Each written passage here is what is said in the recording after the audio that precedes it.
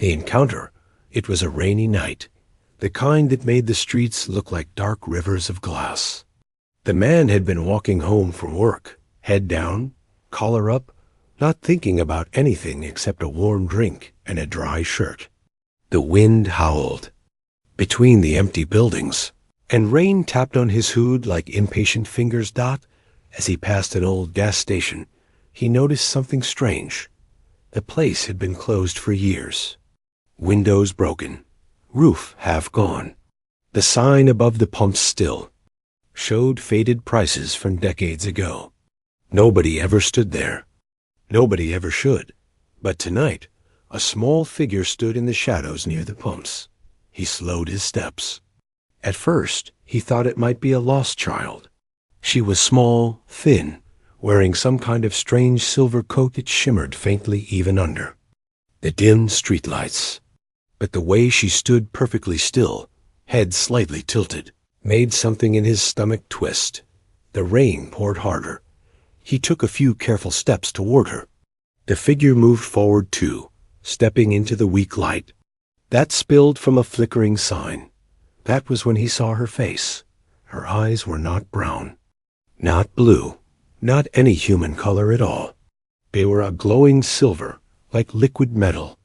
Her skin was pale, almost white, but with a faint blue shimmer, as if tiny lights moved under it. Her hair was fine, almost transparent, clinging to her wet face like spider silk. He froze. The girl looked at him and spoke. Her voice was soft, trembling, but clear. "Have you seen my mother?" It was such a simple question, yet it felt like a punch in his chest. He tried to answer, but his throat was dry. I don't think so. Who is your mother?"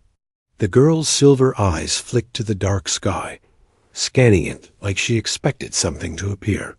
Her fingers gripped the edge of her strange coat.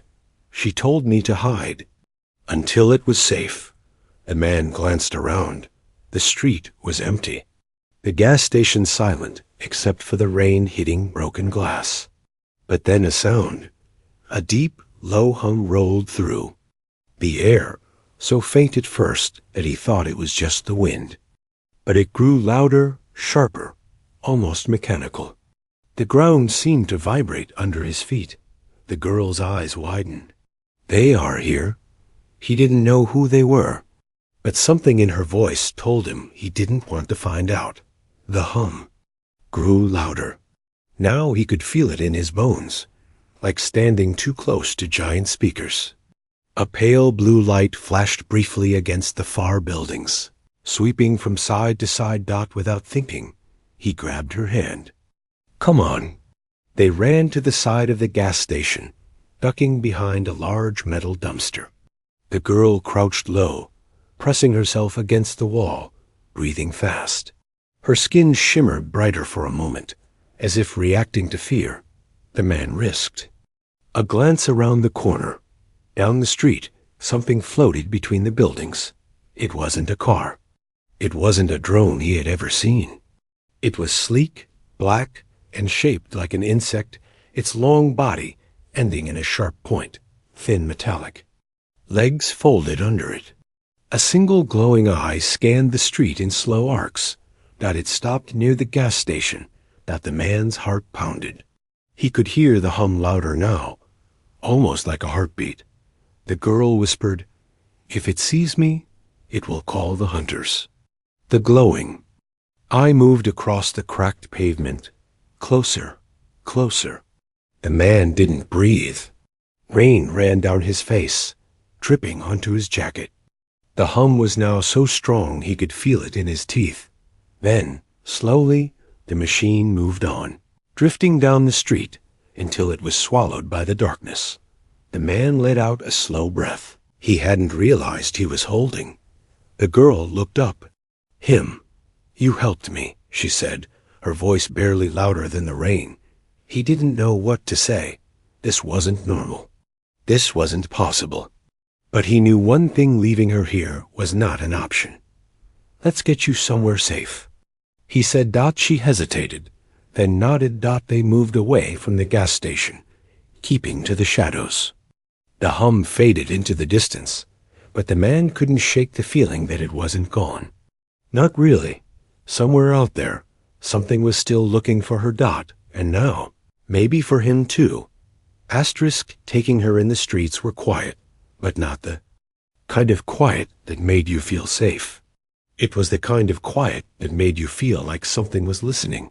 The man walked fast, pulling the strange girl along. Her hand felt cold, almost too cold, like she had been standing in snow for hours. Every time he looked over his shoulder, he expected to see that black machine floating after them.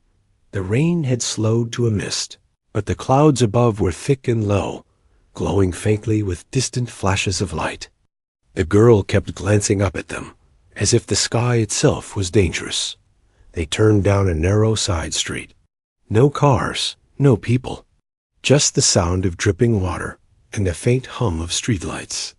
The man's small apartment was only a few blocks away.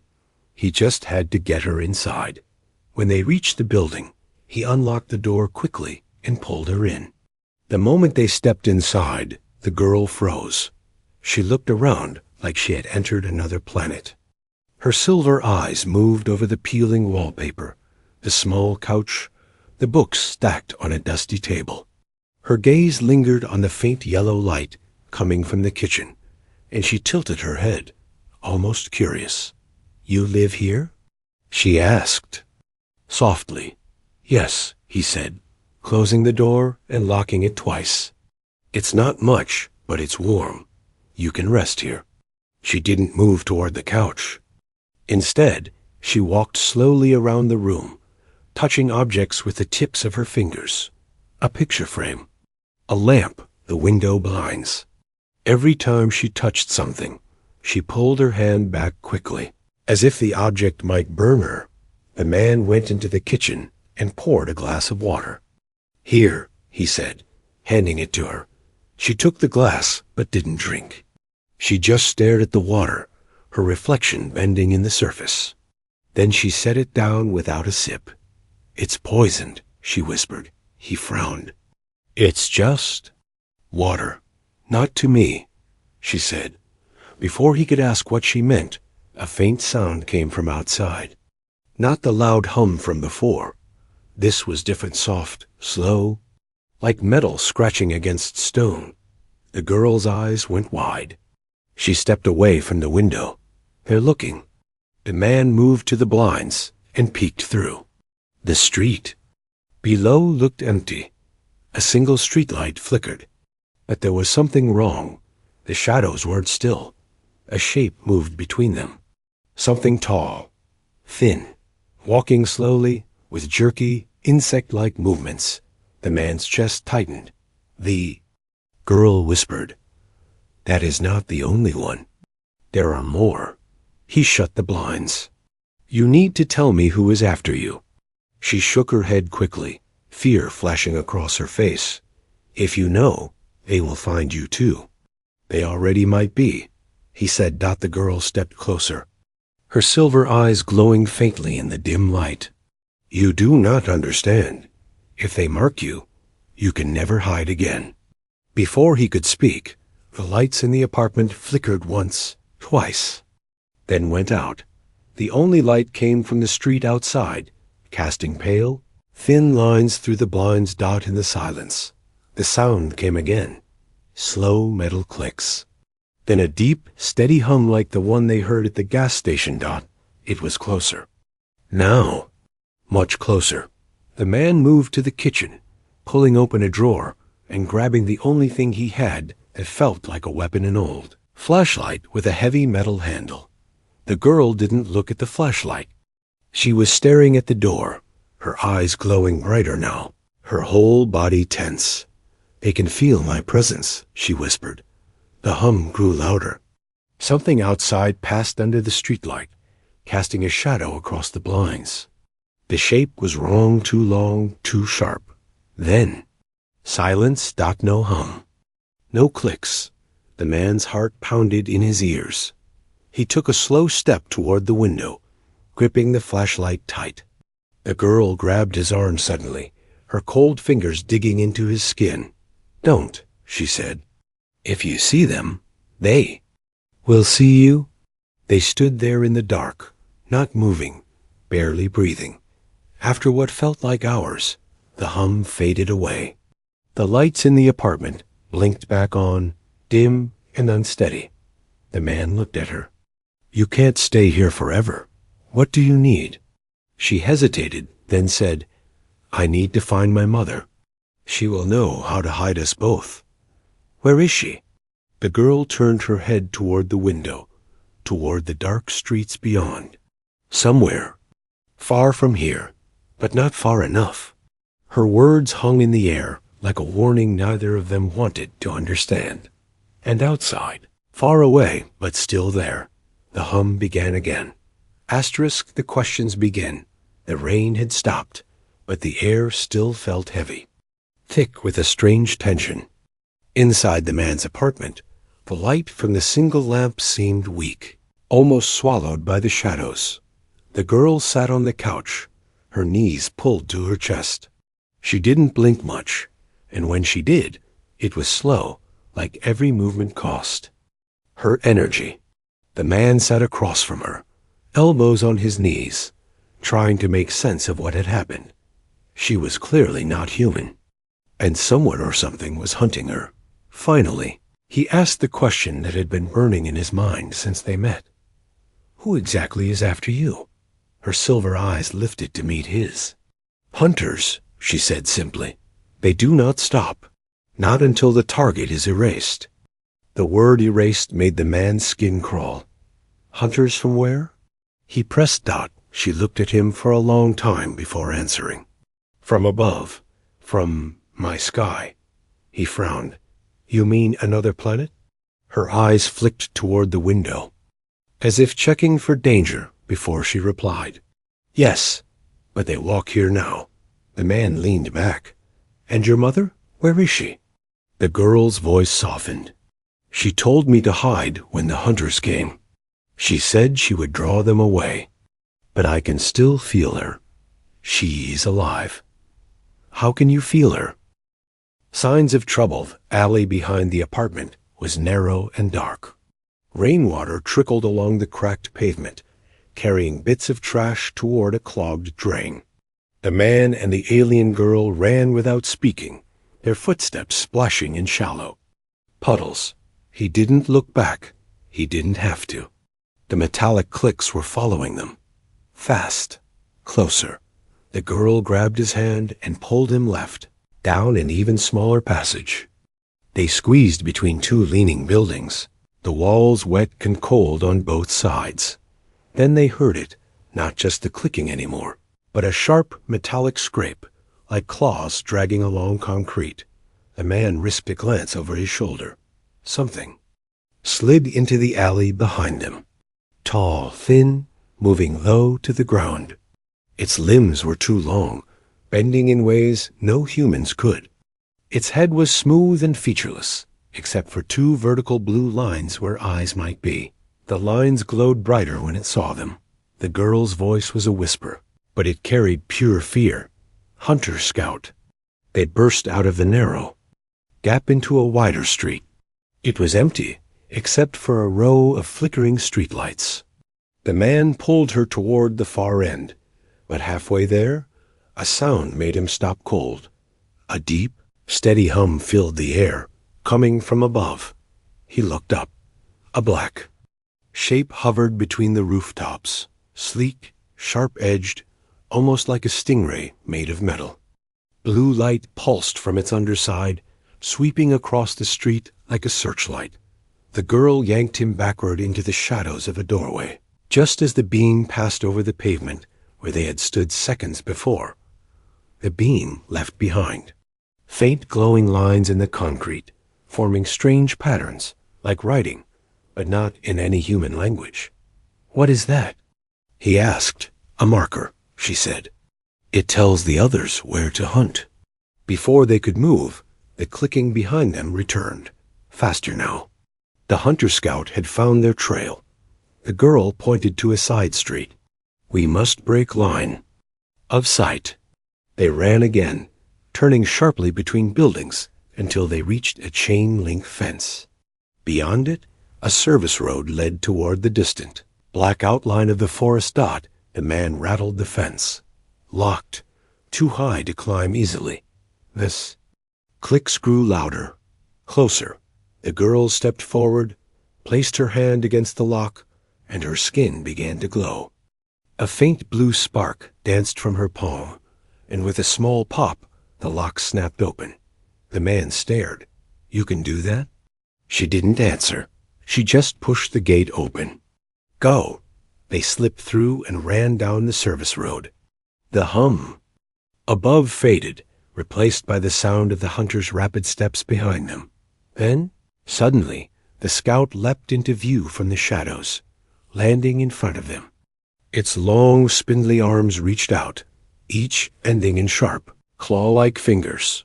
The man froze, gripping a broken metal pipe he had grabbed from the alley earlier. The scout tilted its head and made a short, clicking sound. Blue light pulsed along. Its limbs. The girl stepped in front of the man. "It will mark you," she whispered, "and then you will never escape." Before the scout could strike, the hum returned, louder than ever. The black stingray-shaped machine descended between. The buildings flooding the street with blue light. The girl grabbed the man's arm. "Cover your eyes." The light flared, so bright it burned through his closed eyelids. The air grew hot, and he felt the ground shake as the scout screeched in a high, mechanical wail. When he opened his eyes, the scout was gone. Nothing remained, except a faint scorch mark on the pavement. The hovering machine turned slowly in the air, as if scanning them one last time. Then, with a sudden burst of speed, it shot upward and vanished into the night sky. The girl's breathing was fast and shallow. That was not to save us. That was to warn us. Warn us? A man asked. She looked toward the forest. "They want us to run, because they know where we are going." And in the distance, deep in the trees, a single blue light flickered. Once, then went out. Asterisk, a dangerous choice. The road to the forest was darker than any night he had ever walked through. Not just dark, silent. The kind of silence that made even his own breathing feel too loud. The man kept glancing behind them, half expecting the clicking steps of the hunter-scout to return. But now there was nothing. And that nothing felt wrong. Beside him, the alien girl walked with her head slightly tilted, as if listening to something far away. Her silver eyes reflected the weak moonlight like two tiny mirrors. "You're sure your mother is in there?" he asked, nodding toward the looming black wall of trees ahead. "She is somewhere beyond the first veil," the girl said softly. "Veil?" She didn't answer. She just kept walking. They reached the forest's edge. The trees here were unnaturally tall, their branches woven together so tightly that not even moonlight could pass through. The air smelled different, sharp, metallic, like rain on hot steel. The moment they stepped inside, the temperature dropped. The man's breath came out in white clouds. The girl didn't seem to notice the cold. The deeper they went, the stranger things became. The ground pulsed faintly under his boots, almost like it had a heartbeat. Some of the trees glowed faintly along their trunks, and their bark was patterned with thin, blue lines, the same color as the hunter-scout's eyes. The man touched one of the glowing lines, and it rippled under his fingers like water. The girl pulled his hand away quickly. "Do not touch them. They remember." He didn't like the way she said remember. They moved in silence for a while, weaving through the strange glowing trees. Then, somewhere to their left, the sound came again. Faint clicks, followed by a low rumble dot. The man froze. They followed. "You?" The girl shook her head slowly. "No, this is not the hunters." That didn't make him feel any better. The rumble grew louder, like something huge was moving just beyond the trees. Branches shook, leaves fell. The ground seemed to tremble. They ducked behind a wide trunk, Peering around at Dot at first, the man saw nothing. Just more trees, faintly glowing in the dark. Then, between the trunks, he saw movement. Something massive. Dot. It was shaped like a centipede, but taller than a man. Its segmented body glistened in the faint light, each section covered in black, metallic plates. Instead of legs, it had jointed, arms ending in long, hooked claws that dug into the earth as it moved. And worst of all, its head. It had no mouth, no eyes, just a large glowing disc on its front, pulsing blue with each movement. The girl whispered, "It is a harvester." "What does it harvest?" he asked. She looked at him with a kind of sadness that made his stomach drop. Life. The harvester's glowing disc turned toward them. Even though they were hidden, the man felt something, like his chest was being pulled forward, his heartbeat sinking with the pulsing light. The girl grabbed his arm hard. "Don't look at it." He forced his eyes away. A pull faded slightly, but he could still feel it, like the thing knew exactly where they were. Without warning, the girl stepped out from behind the tree. Dot. The man hissed, "What are you doing?" She didn't answer. She raised her hands, palms out, and the faint glow under her skin grew brighter. The harvester stopped moving, its glowing disc flickering. "Run," she said without turning back. "I will find you." "No." He stepped forward. "We're not splitting up." The harvester's claws slammed into the ground where he had been standing a second ago. The force threw him backward into the base of a tree. The girl shouted something in a language he didn't understand, her voice echoing unnaturally in the trees. The harvester paused, tilting its head like it was listening. The man scrambled to his feet. He wasn't leaving her here. He grabbed a fallen branch, thick, heavy, and charged forward, swinging it into the harvester's side.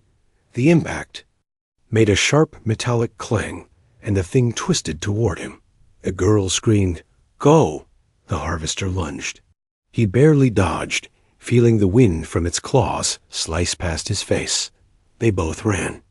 The forest blurred around them, glowing lines, streaking past in flashes. Behind them, the harvester gave a deep, mechanical roar and began smashing through trees to follow. They didn't stop until they reached a clearing, and there, half buried in the earth, was a silver structure glowing faintly. Dot. It was shaped like a wing, broken and cracked, with strange symbols etched along its side. The girl's eyes filled with tears. "This is part of my mother's ship." Before the man could speak, the rumble returned, louder than ever. The harvester was almost upon them. Dot. And from the opposite side of the clearing came the metallic clicking of hunter scouts. They were surrounded. Asterisk into the forest. The clearing was a trap, and the man knew it the second he heard the sounds. From behind them came the deep, ground-shaking rumble of the harvester smashing through trees. From ahead came the sharp, insect-like clicking of multiple hunter scouts moving in unison. The night air felt charged, every breath tasting of cold metal. The alien girl stood perfectly still in the center of the clearing, her silver eyes darting between the two threats, her thin hands curled into fists. "They are not working together," she said. "That's supposed to make me feel better?" The man snapped, his voice shaking. "It means they will fight each other before they take us." The ground shook violently as the harvester burst into view, its black, segmented body writhing, claws digging into the dirt.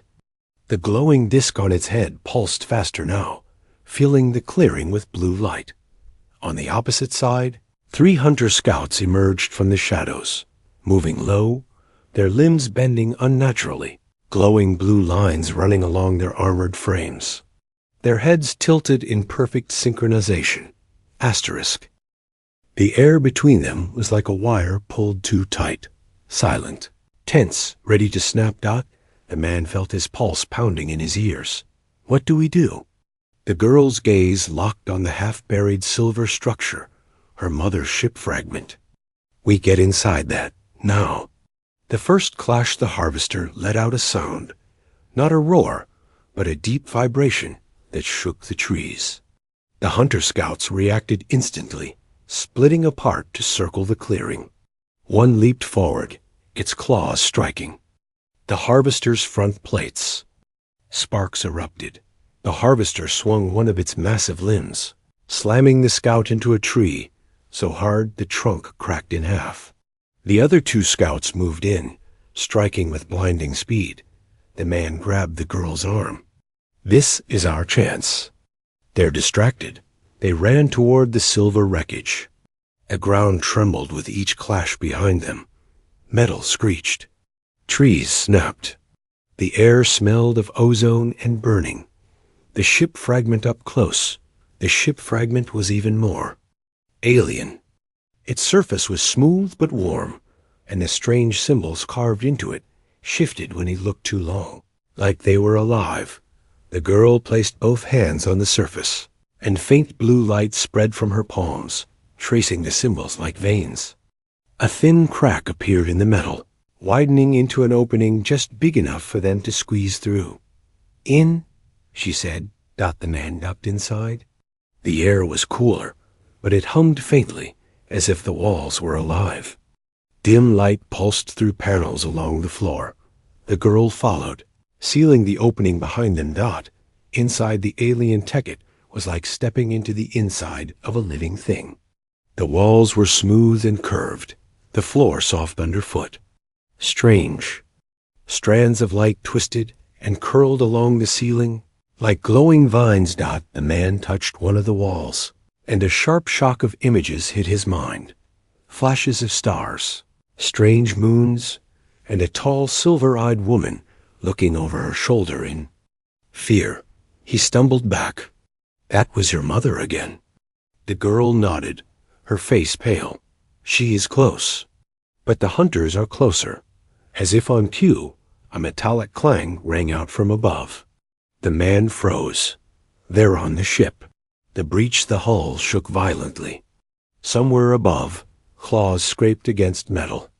The sound traveled down the walls, crawling into his bones. The girl's glow brightened. There is another way out, deeper inside. They moved quickly, winding through narrow, organic-looking corridors. The deeper they went, the louder the humming became, almost like a heartbeat. Then a deafening crash echoed through the ship. Blue light poured in from a jagged hole in the ceiling. A hunter scout dropped through, landing on all fours. Its glowing eyes locked on them. The man grabbed a piece of broken metal from the floor and swung it as hard as he could. The blow glanced off the scout's armor, but it made the thing stumble. The girl raised her hand, and a sudden pulse of bright blue light erupted from her palm, slamming into the scout. The thing screeched, its body twitching violently before collapsing in a smoking heap. The man stared at her, wide-eyed. "You could do that the whole time?" Her voice was tight. "Only once before it drains me." The way forward, they reached another sealed wall. The girl pressed her hands to it, but this time it resisted. The humming in the ship turned sharper, almost angry. Outside, the clash between the harvester and the remaining scouts reached a fever pitch. The sound of tearing metal and alien screeches filled the night. The wall finally split open, revealing a tunnel that led straight into the forest's deeper darkness. The air beyond was colder, heavier, and carried the faintest echo of a voice. The girl's eyes widened. "My mother." The man didn't hear anything, but he saw the change in her face. From behind them, the sound of claws scraping metal returned, closer now. The ship's walls began to glow brighter, almost warning them. "Go!" The girl shouted. They ran into the tunnel, the final glimpse just before the opening sealed behind them. The man looked back. Through the narrow gap, he saw the harvester lunge into the ship, its glowing disk flaring so bright it turned the whole interior blue-white. One of the last scouts clung to its side, stabbing its claws into the plating. Then the wall shut, and the sounds were gone. Only the forest remained ahead. Silent, dark, and waiting. The girl whispered, almost to herself, "We are in the Vale now." The man didn't know what that meant. But something told him this part of the forest was worse than anything they'd left behind. Asterisk. The truth revealed the tunnel opened into a part of the forest unlike anything the man had ever seen. Here. The trees were not just glowing, they were alive in ways that made his skin crawl. Their roots moved slowly, curling and uncurling like sleeping snakes. Thin threads of blue light floated in the air, drifting like underwater plankton. Every sound felt muted, as if the air itself was thick. The alien girl stopped suddenly. Her silver eyes darted toward a cluster of twisted roots ahead. "We are here," she whispered. The man saw nothing but shadows. "Here where?" A faint vibration hummed through the ground beneath his feet. At first he thought it was the harvester again, but then he realized it was coming from above. A shape emerged from the shadows, tall, slender, cloaked in shimmering silver.